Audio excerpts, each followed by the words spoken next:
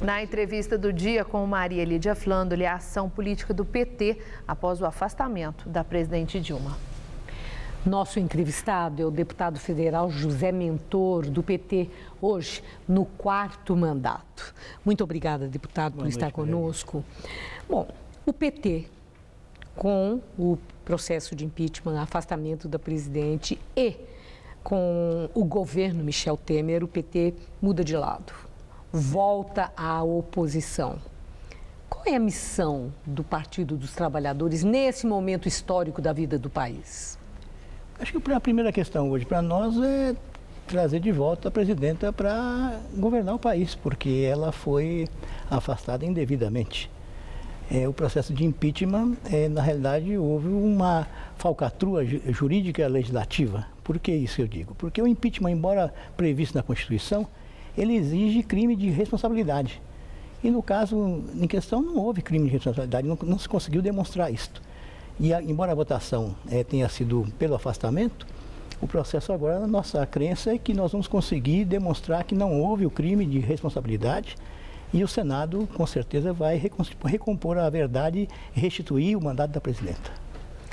Deputado, o PT, na primeira reunião da executiva, depois do afastamento da presidente, fez lá uma crítica, autocrítica. Entretanto, teve um destaque formal, que foi de atribuir a responsabilidade pela situação do país, a responsabilidade à presidente, à gestão Dilma Rousseff. E se o próprio PT faz uma menção de que a presidente tem uma responsabilidade em tudo o que está acontecendo, é bom para o partido, numa época em que está buscando também a reconstrução da imagem, lutar para trazer de volta a presidente, que por uma gestão ineficiente acabou levando o país à situação em que está, 14 milhões de desempregados e um déficit incomensurável, né, enorme. Olha, eu acho que nós vamos analisar. Primeiro que o diretório não fez a avaliação global. Mas a palavra responsabilidade de Dilma foi mencionada. Não tenho dúvida. Eu acho que é um texto forte. A presidenta teve responsabilidade, ela cometeu erros. O PT também cometeu erros. Acho que todos nós temos parcela de culpa e preço para pagar nesse conjunto da obra, né? Acho que o importante aqui agora é que em vários momentos nós cometemos muitos acertos. O Brasil é outro hoje. O Brasil é outro país. Depois de Lula e Dilma, o Brasil é outro. Mesmo com este momento que nós vivemos, a crise econômica não se deve só aos erros possíveis do PT ou do governo. A crise internacional nos pegou num momento muito forte. A queda da arrecadação é outro momento muito forte. Então, nós temos que analisar um conjunto de outras coisas. Por outro lado, você vê que uma grande parcela da população ascendeu socialmente no Brasil. Você tem hoje universitários que antigamente não tinha, você tem hoje acesso a bens de consumo que antes não tinha, você tem hoje uma situação econômica que você não tinha anteriormente. Então, nós temos que analisar com muita frieza. É verdade que o momento é delicado, nós temos um desemprego grande hoje, mas aquilo que hoje está se mostrando como possíveis saídas, nós temos que recompor na proposta que a presidenta fez na eleição. Nós temos que recompor a proposta que foi feita na eleição, retornarmos com essa proposta para o governo e encontrarmos a saída para o crescimento e para o emprego. Bom, agora, deputado, o ex-ministro Edinho Silva deu uma entrevista em que ele fala exatamente sobre o PT na oposição.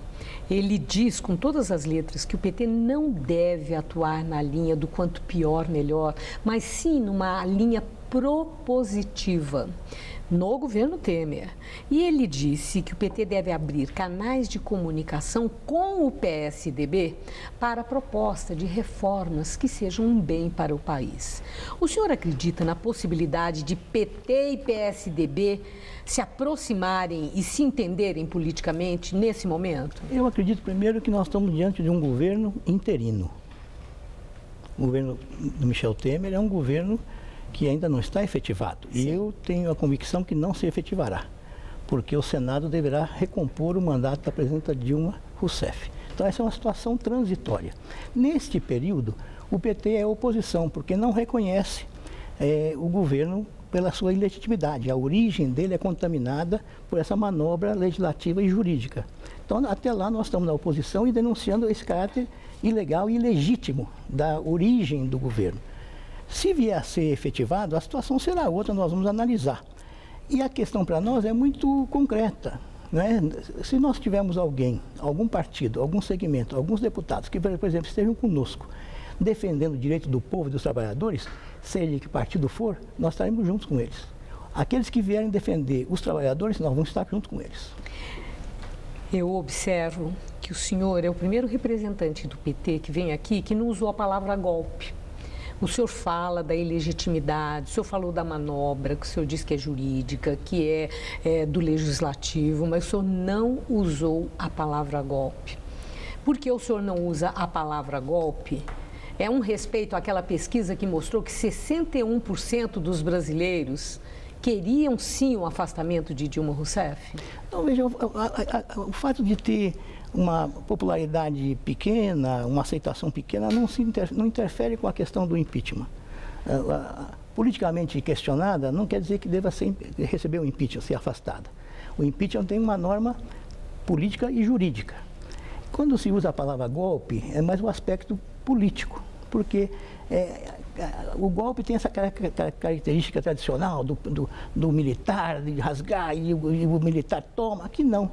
Nós estamos falando de uma situação que, para expressar para a população, eu posso usar a palavra golpe, não há problema algum. Eu vou dizer, olha, houve uma manobra, um artifício, nós estamos falando aqui da questão da legalidade. Eu, como deputado, digo, houve uma manobra jurídico-legislativa.